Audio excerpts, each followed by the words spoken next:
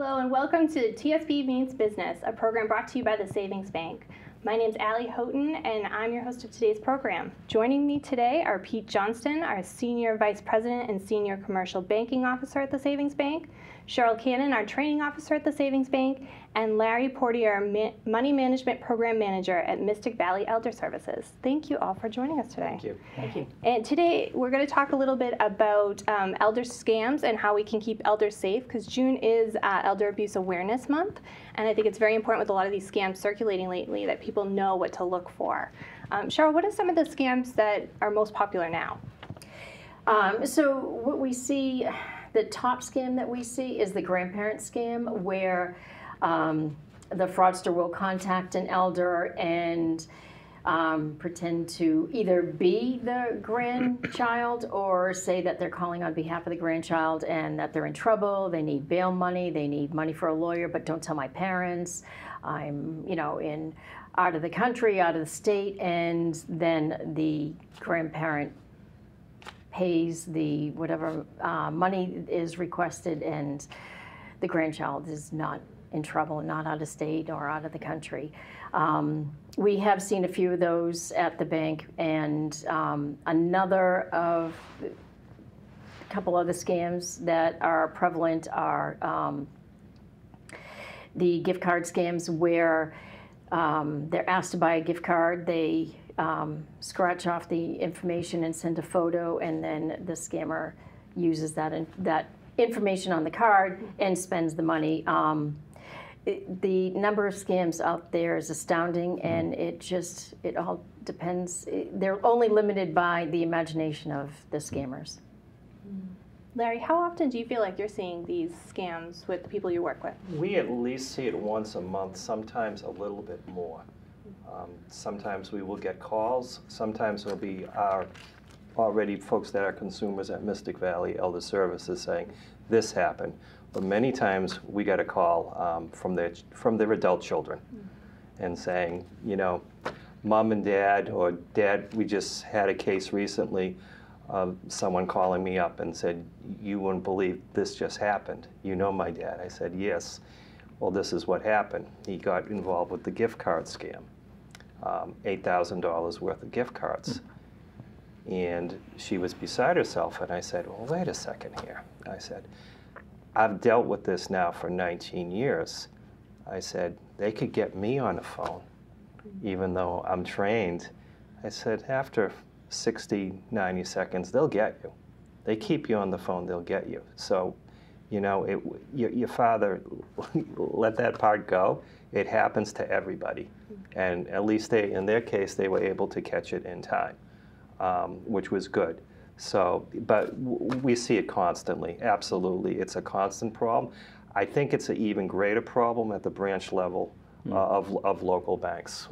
As Cheryl mentioned, she could have a scam a week that comes through the door, coming in trying to take money. Yeah. And you just mentioned about a child of a senior that reached out to you. But how important is it not only for the seniors themselves to be aware of all this, but the caregivers of the seniors? Caregivers, it's absolutely crucial. It's one of those things that a lot of caregivers we're seeing now are between the ages, I'd say 45 and some in their early 60s. I get it. I was caregiver for both of my parents. It's an exhausting task many times, but we're seeing more and more adult caregivers saying, you know what, particularly with age, folks living a lot longer. So now we're seeing folks live well into their 80s, 90s. In my program, we have a couple people who are over 100. So we are now seeing, their children stepping up to the plate and asking for assistance. What do you think is the best way for someone to recognize that they are being scammed? It's interesting because it will run the gamut, and it all depends on the consumer. Many times you have a consumer who's just extremely cognitively challenged. What I will tell you in this line of work is loneliness will kill. There are many seniors who have nobody. They look forward to a phone call. Particularly, again, with those with cognitive deficiencies, forget to use a telephone answering machine, wants to pick up the phone. Then we'll have others that are on the computer. This particular elder generation now, we're seeing folks 75, 85 years old. What's different between them and my parents' generation of 15 or 20? They're computer savvy. They were introduced computers in the 30s and 40s, so they have maneuverability. They understand the basics of the internet. They're the ones who are going to be on Facebook. They're the ones that are going to get the emails. So it's a little bit different with this age group because they're computer savvy. They're the ones who will probably get more often than not the email scams. And they also would fall victim to the sweetheart scams, where Absolutely. someone befriends you on Facebook, and now they're a companion and considered a close friend, even though they've never met. And they say, oh, I'd love to come visit you, but I don't have the money. My car needs repairs. And the elder will say, oh, I'll send you that money. And because they're looking forward to meeting them and spending time with them. And the requests keep coming, and they keep sending the money. And then it's just a scam. So ultimately, it's playing on people's emotions. Yes, absolutely. And this is the reason why scammers target elders is, if you think about, Larry, you mentioned that they don't use an answering machine. Well, I grew up in the era before everyone had cell phones, and when the phone rang, you felt obligated to answer the phone. So you didn't have caller ID, and they're still of that mindset where they pick up the phone, they're isolated. You mentioned also that they may have cognitive deficiencies, later, and they're also more trusting. So when they answer the phone, they're happy to talk to someone, they believe what they're saying, they trust them, and as Larry mentioned, 60 seconds, 90 seconds, they keep you on the phone. And while they're doing that, they're gaining the elder's trust or weaving the story, and that's when the elder falls victim to the scam. And there's something beautiful about all of those trusting things, but yet it creates a target-rich environment. And many of them have money, the elders, and even the ones that don't are generous with what little they have often. Absolutely. Yep. That is the last factor, is that they have the nest egg. Yeah. The older generation has the greatest amount of just wealth sitting right for the picking. Yeah. What steps should somebody take if they do find that they have been a victim of a scam? So the steps for the elder versus the steps for the caregiver are different. An elder, if they feel uncomfortable, first, the thing with a scam is time is of the essence for the scammer. The longer you take and the more time you put off, the less likely you're going to fall victim to the scam. So you try not to fall victim to the pressure of acting immediately, because the more you think about it, the less likely it seems that, well, maybe my grandson isn't in Cancun and just arrested. Or you take the time to, even though they say don't tell my parents, you call the parents and ask if Johnny's in Cancun. So you don't be pressured by the time.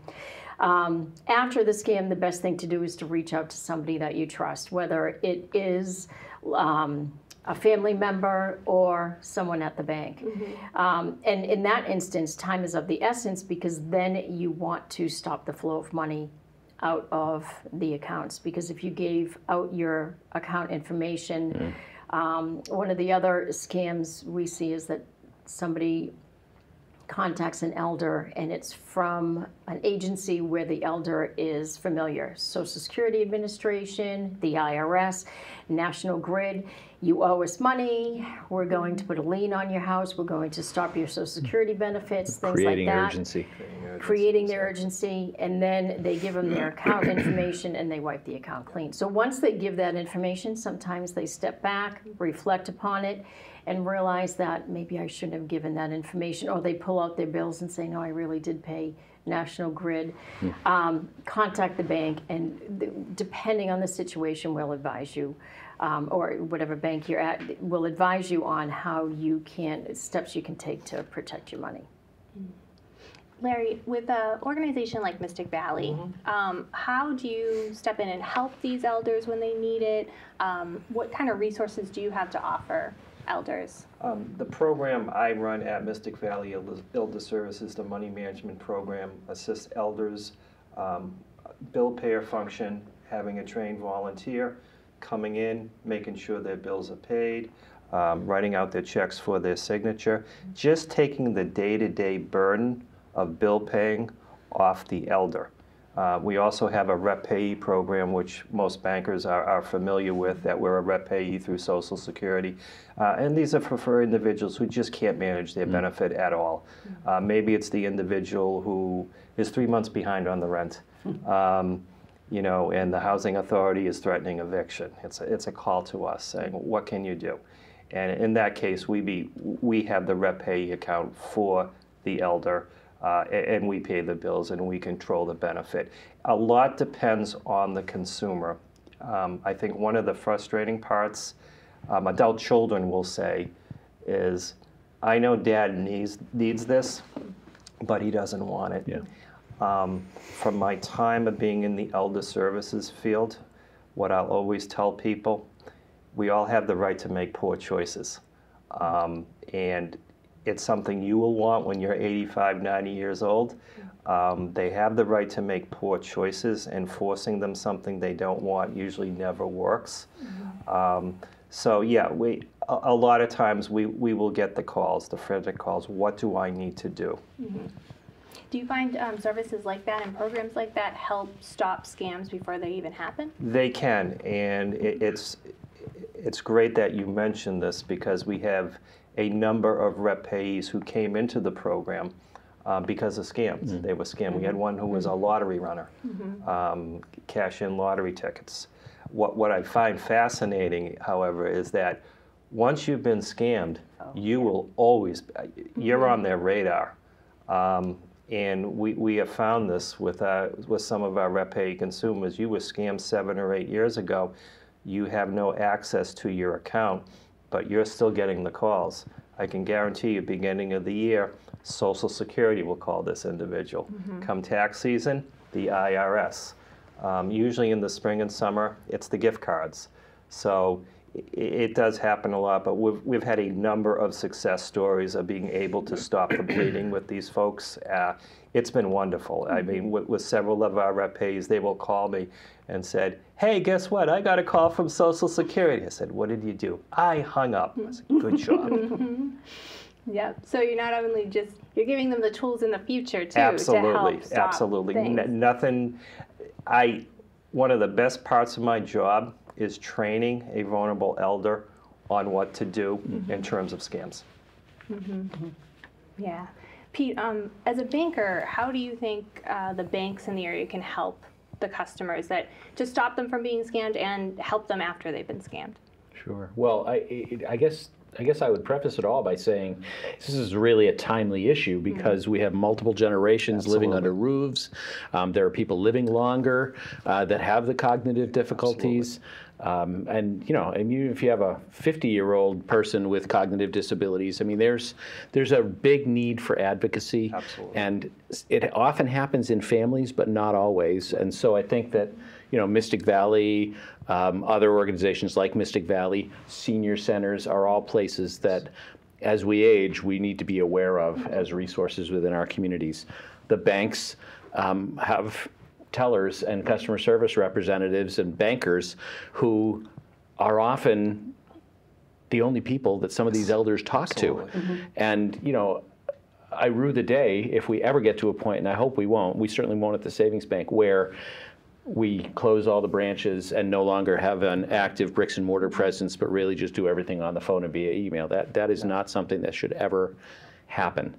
I was thinking about just the questions that you might ask, and my personal experience is I have aging in-laws. They live under our roof line. My wife does yeoman's work in caring for them as best she can. I actually pay the bills. My mother-in-law, who always paid the bills, is capable to pay the bills and is still cognitively functional to be able to do that, although she's in her late 80s. But I'm the one who writes them, and then I say, here you go. Can you want to sign this? Absolutely. Are you sure? Make sure it's right.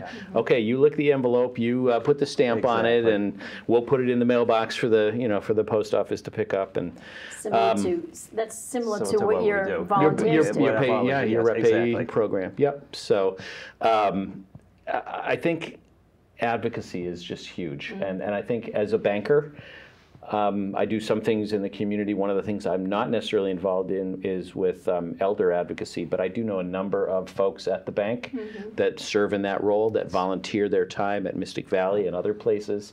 And I think that's huge. I mean, it's a great way to be able to give back to folks that nurtured us, is to be able to help them as they aren't as able to help themselves as they once were. And you always say knowledge is power. If you're an elder and you hear about the different scams and you get the phone call that, Johnny's in Cancun in jail, you're going to go, I think I've heard about this. And even though you're counseled by them not to tell, don't tell my parents, you're going to be wise enough at that point because you have the knowledge to maybe even some of our elders text Johnny, hey, are you in Cancun right now? No, I'm at school. So then they would know it was a scam. So just even, you don't have to know the whole intricacies about the scams, but just knowing that there's a scam out there, a grandparent scam, or that, when someone asks you for a gift card, that's a scam. And with the elders that are active online, the different types of scams. So just knowing and being aware that there are scams out there and not to be so trusting, and maybe just to be a little bit leery of these requests will really help the A healthy elders. amount of skepticism is not necessarily a bad thing. Right. I mean, you don't want to apply it in every situation, but awareness is the key. Absolutely. And that was one of the reasons why we wanted to do this show, was to kind of shine a light on the need for people to be aware of what's going on around them so that they're not taken advantage of. Larry, are there any resources out there for seniors to maybe learn as new scams come out and scams are being developed differently to attack the seniors? On the internet, there's a lot of there's sites you can go. You can Google certain sites, top scams, etc., and you can get that data. I want to emphasize the point at what I call the heroes of the branches, the branch level. Over the years, and particularly the last 5 years, it really hits at the branch level. What are one thing in common that a lot of seniors have? Well, one of it is some of them still go to church. They all go to the bank. They like that personal interaction. Bank is obviously where they have the money. So folks will be coming in. Again, branches, I think, for the most part, are doing wonderful, wonderful work. It's the teller who says, you know what? I don't want to do this. This is not right. I'm going to speak to the manager. Part of my job is having relationships with the area banks, particularly the community banks. I do want to give a shout out to the community banks. Phenomenal, phenomenal work. They create a neighborhood environment for their customers to go in. They also know their customers by name. I think that goes a long way, but I've had great bank managers say, hey, this happens. What do I do? What should I do? Should I give a call to Mystic Valley? Should I file a protective services report? What do I need to do? To me, that is action. That is immediate action. I've met bank managers who they run their branch, they're strict. The minute they suspect anything, it's a call to us, it's a call to protective services. Helping their consumer, their customer file a police report. I mean, just going the extra mile. But it does start at the branch level. Yeah, and seniors out there in the community, they're spending more and more time at senior centers now that they're reopening. And how important is it for the senior centers and the staff of the senior centers to be aware of these scams and know how to help? They absolutely have to be knowledgeable about it. There's also a number of steps that children of senior adults can also take, as well as the seniors. Again, we're talking a particular generation now.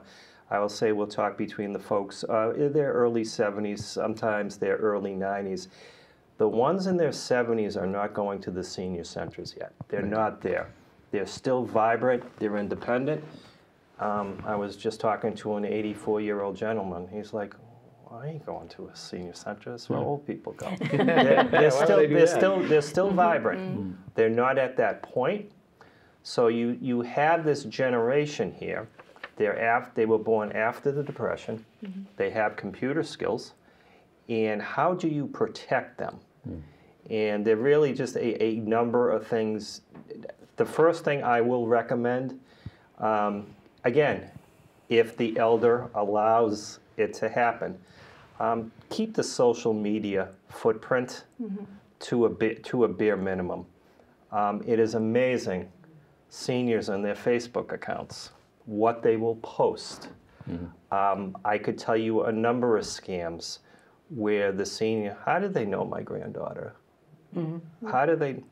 Because you're posting your pictures on Facebook, your privacy settings are weak. Exactly, your privacy. And you're friends with people you've never even met. Exactly. They have 1,000 friends, and it's like, this is where you get into trouble. And it's training the elder, keep your social media footprint to a minimum as much as possible. There are other ways you can get pictures of your grandchildren, of family. Be safe. If something sounds good to be true on an email, it is. You will find many times, a common email. Everyone uses PayPal. You get the email. We noticed fraud someone took out $1,400. We just had this one recently. And I was talking with the consumer. So how did you go about it? Well, I clicked on the link. And I said, okay, I'd love to see the link. And it was the URL, one letter off. They got them. There it is. They got them, but then they're going to want to do it on the phone. Too good to be true, it is. Please delete it. What I will also say, for children of seniors, having gone through it with both my late parents, it is a question of have a plan, meaning, if your parents allow it, please get on their account. POA, it's a definite. Before my father passed away several years ago, he went down to his local bank to take out $8,000. The bank manager, thank goodness, knew me and said, Mr. Poirier, before you do that, can I talk to your son? He called me up. And he says, I don't have a good feeling about this. Are you willing to talk to your son? And my dad said, yeah, I'll talk to him. And I was able to talk him out of, I said, I'll go to the bank tomorrow, Dad. Don't take out the $8,000. So I was able, that's great banking. That's a banker that says, hey, I know your son's on the account, or I got the POA agreement. I'm going to call there. But protect your parents. I mean, I can't emphasize that enough. Do the estate planning early, saying, Mom and Dad, I just want to be on the account. You can pay the bills all by yourself. That's fine. But I just want to be on the account. I want to be able to access your statements, see what's going on. I just want to make sure you're safe. No, I'm not taking away the keys to your car. It's just I want to be smart. I want to be able to protect you. In the conversations I had with my parents, it was like, you know what? You guys, there's complete longevity in my family. It's like, you might have another 10 or 15 years left. We want to make it good years. So how do we make that happen? And it's, being on their account. But many times, again, you have nobody. And it's just being able to protect them as much as you can. That's where Mystic Valley Elder Services come in. And one thing that Larry mentioned is the independence. And I find that sometimes, I had worked with Larry in the program before I came to the savings bank. And you'd find that a lot of times the elders wouldn't report the fraud because they were afraid of losing their independence. They were ashamed that they actually fell for the fraud. So they didn't report it. So with their, keeping their independence, I know that with my mom, I was on the account, but she wanted to make sure she held on to the checkbook and paid all the bills. And in your program, I know that sometimes the elder doesn't want to burden their family with having them help. So a money management volunteer is a great alternative. And alternatively, the elder sometimes, not only that they don't want them to burden their family, they want to keep it private. Their finances in that generation are a private thing. They don't want to have their family involved in that, so a volunteer. Absolutely. It's independent, it's more of a professional relationship, so they may allow them, a volunteer to help them. And it's just a second set of eyes so that if something is awry, it could be brought to somebody's attention. We get that a lot. We'll get cases where it's, I want the help. I don't want my son or daughter knowing. My son's out in California. I don't want to burden him. But also with the use of volunteers, people will say, oh, a volunteer? What's this? All our volunteers, Corey, background check, reference checks, then we train them to go in the community and serve the elder. And for us, it's like, we view the bank statement every month. We make sure the volunteer is doing jobs. So we have checks and balances to make sure it works. Such a balancing act, isn't it? Yeah. It is. Yeah, it's tricky with wanting to convey the level of respect and for these people who raised us. Yes, absolutely. But yet recognizing that if they're not making good decisions or if they're making decisions that might be questionable, they need to have that resource available to them. And in the absence of a family member, and sometimes besides a family member, having someone like Mystic Valley available to them is a great resource. Thank you. And one interesting fact, when I was working for the program, I had put together a presentation, and in researching financial exploitation, I read this article that stated that our financial acuity peaks at age 56. So if you're over the age of 56, you're on the decline. Well, I want to thank you all for joining me today, and I think that will be really informative and great for some of our seniors to learn those tips that you provided today. So thank you. Thank you, Allie. And we'll be back soon with a new edition of TSB Means Business.